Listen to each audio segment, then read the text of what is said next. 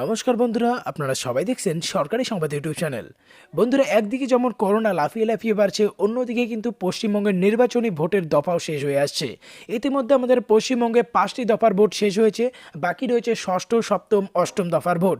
কিন্তু বর্তমানে যে হারে পশ্চিমবঙ্গে লাফিয়ে লাফিয়ে করোনা বাড়ছে, তাতে কিন্তু সবার মতো একটাই প্রশ্ন যে এই 3 দফার ভোটটা কি বাতিল হবে? 3 দফার ভোট বন্ধ করে কি আবারও পশ্চিমবঙ্গে লকডাউন ডাকা হবে কিনা?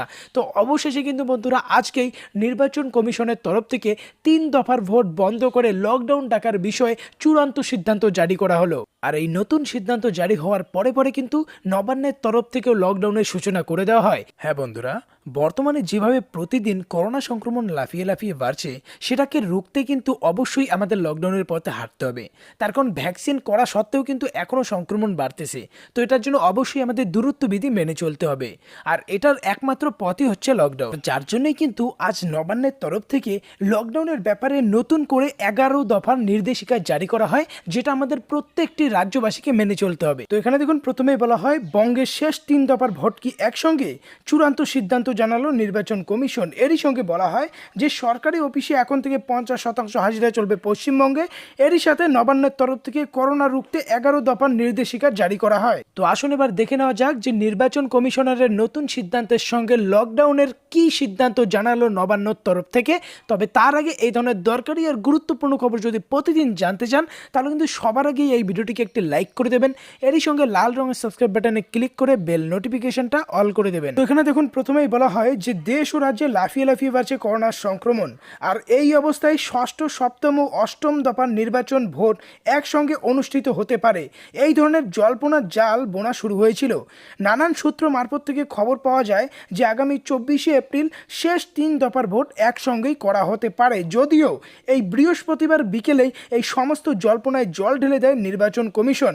নির্বাচন কমিশন পরিষ্কার করে জানিয়ে দেয় যে রাজ্যে করোনার পরিস্থিতি যেমনই হোক না কেন, আগের যে সময়টা ঠিক করা হয়েছে সেই সময় অনুযায়ী 8 দফার ভোট সম্পূর্ণ করা হবে। আর অন্যদিকে এই ভোটের জন্যই কিন্তু পশ্চিমবঙ্গে করোনা সংক্রমণ দিন দিন লাফিয়ে লাফিয়ে বাড়ছে।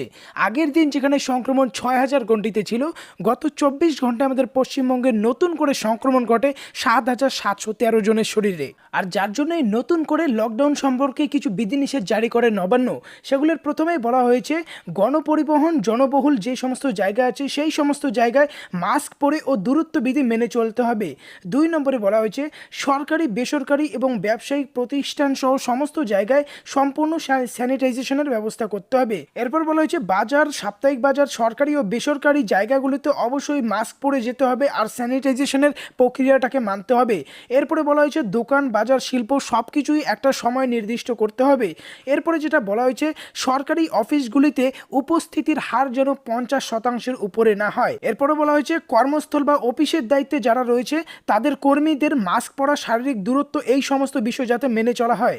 এরপরে বলা হয়েছে শপিং মল, মাল্টিপ্লেক্স, থিয়েটার, রেস্তোরাঁ এই সমস্ত জায়গায় প্রবেশের আগে স্যানিটাইজেশনের ব্যবস্থা করতে হবে। এরপরে বলা হয় স্টেডিয়াম ও সুইমিং পুলগুলিকে আগের মতো করেই কঠোরভাবে নিয়ম মেনে চলতে হবে। 11 নম্বরে বলা হয় এই সমস্ত বিধি ব্যবস্থার কোনোভাবে লঙ্ঘন ঘটলে কঠোর ব্যবস্থা নেওয়া হবে।